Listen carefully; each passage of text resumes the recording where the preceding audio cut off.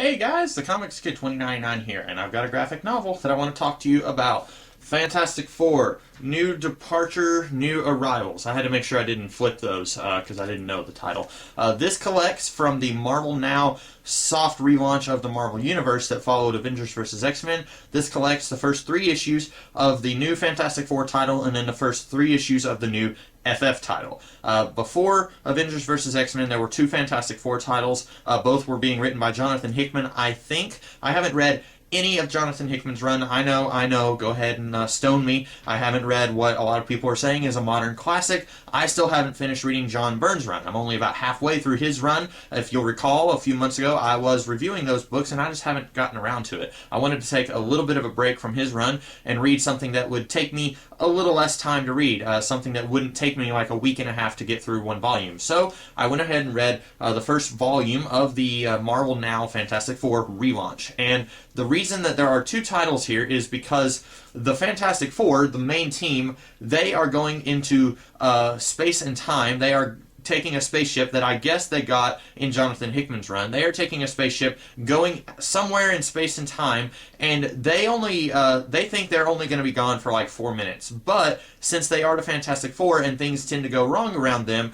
they want to have some replacement people who are going to be a secondary Fantastic Four, and that's where these guys come in. And so in the main Fantastic Four title, we are following these guys in their trip through space and time. And then in the FF title, we're following these guys who are running the Future Foundation. And the Future Foundation was something that Jonathan Hickman introduced in his run. It's basically the Fantastic Four trying to copy the X-Men.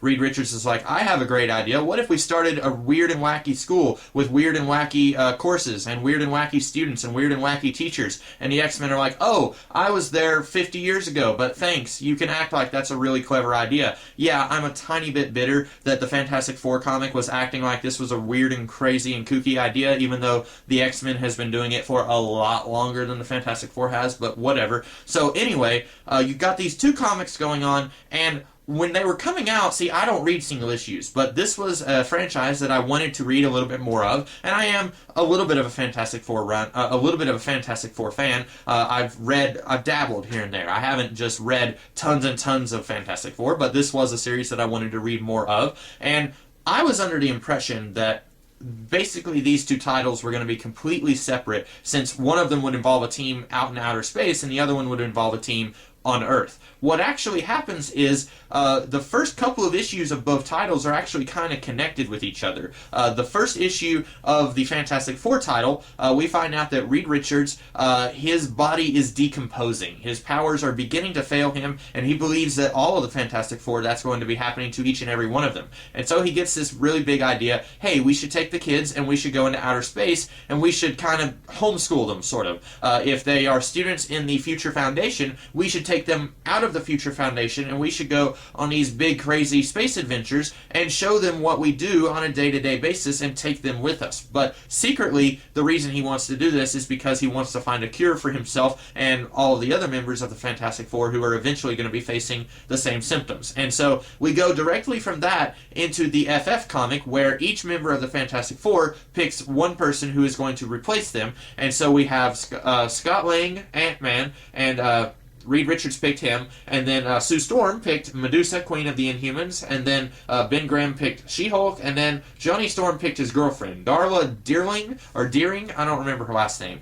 And this suit that she has is actually something from the George Perez run on Fantastic Four, where Ben Grimm temporarily had lost his powers, and so Reed Richards built this thing suit for him to wear that would replicate his powers. And so she's got that. She doesn't actually use it in this volume. She puts it on at one point, but she never gets to use it. And this is a really fun comic. It's a really fun premise on both ends. It's really interesting seeing these guys try to be the Fantastic Four, and they're not doing a great job of it. Basically, nobody on planet Earth actually wants them to be the Fantastic Four. And then it's also really fun to see these guys doing weird and wacky high-concept science fiction stuff out in outer space.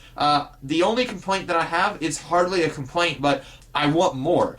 Since this is only 3 issues of both titles, I don't feel like we get enough of either one. And that's just something that is going to happen when you have 2 titles that you're collecting in one series of trades simultaneously. So this is something that I wouldn't have that complaint if I had volumes 2, 3, etc. all right here in front of me so that I could read all of it back to back to back. Instead, I only have volume 1, and so I'm only getting a taste of both titles instead of getting an actual filling of either title. And that's okay, because if they had only collected, say, the Fantastic Four title where the main team goes into outer space, or if they had only collected the FF title where this replacement team stays on Earth, I would have been a little bit confused, because there is some crossing over between the two titles at first. And it's really only in the sense of, if you are a Star Trek fan, you know that each new Star Trek series, with the exception of Enterprise, kind of has a cameo from somebody in the previous series. So when Star Trek The Next Generation started, you have Bones kind of passing the torch to this new generation. And then when Deep Space Nine started, you had O'Brien and Picard in the pilot episode. And then when Voyager started, you had a couple of the characters from Deep Space Nine, Quark and someone else, in the first episode of Voyager. And that's kind of what they're doing here, where in the first issue of this comic, you've still got these guys here showing up, passing the torch to the new team. And then in the second issue of this comic, I think it was, you've got a couple of these guys showing up in that comic. So the plot is, in a lot of ways, even though this is two separate titles, it really acts more like a bi-weekly series, one bi-weekly series at first. And then, once the main team goes into outer space, it kind of outer space, not splice, I don't even know what splice is. Once the main team goes into outer space, it kind of splits off into two separate titles, but then you get a thing where Johnny Storm comes back to Earth, and he's very different. I'm not going to talk a lot about that, because I would be wasting my time talking about a very minor plot point that's not even explored that much here. For the most part, once the two books kind of go their own ways, it stops being a bi-weekly series and stops being two separate monthly series. But that's hardly a complaint, since this is doing its best to collect all of the story, even though, like I said, when you only have 3 issues of 2 separate titles in this book,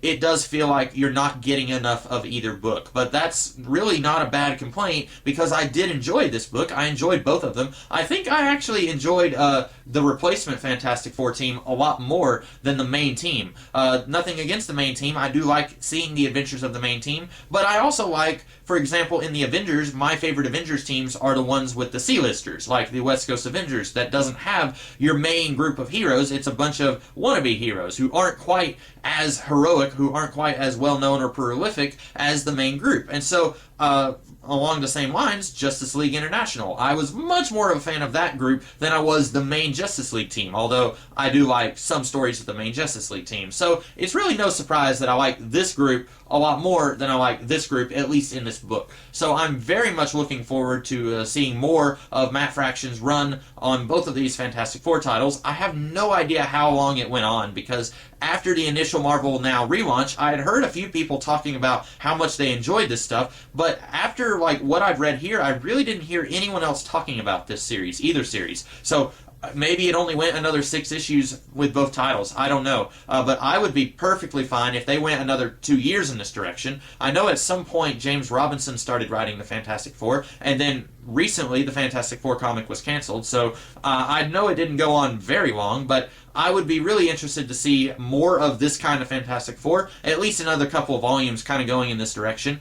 So I am definitely going to be picking up Volume 2 of this run of Fantastic Four comics, and if you've never read the Fantastic Four, it will take you a little while to get on your feet if you decide to start with this volume, because I've never read any of Jonathan Hickman's run, and this does take a lot from his run and kind of runs with it. This isn't like most of the time in the Fantastic Four, if you have, say, in Roy Thomas's run, he might introduce a new element that he wants to stick, but then whoever follows him on the Fantastic Four doesn't really want to run with that element, so they kind of return things to the way they were under Stan Lee and Jack Kirby.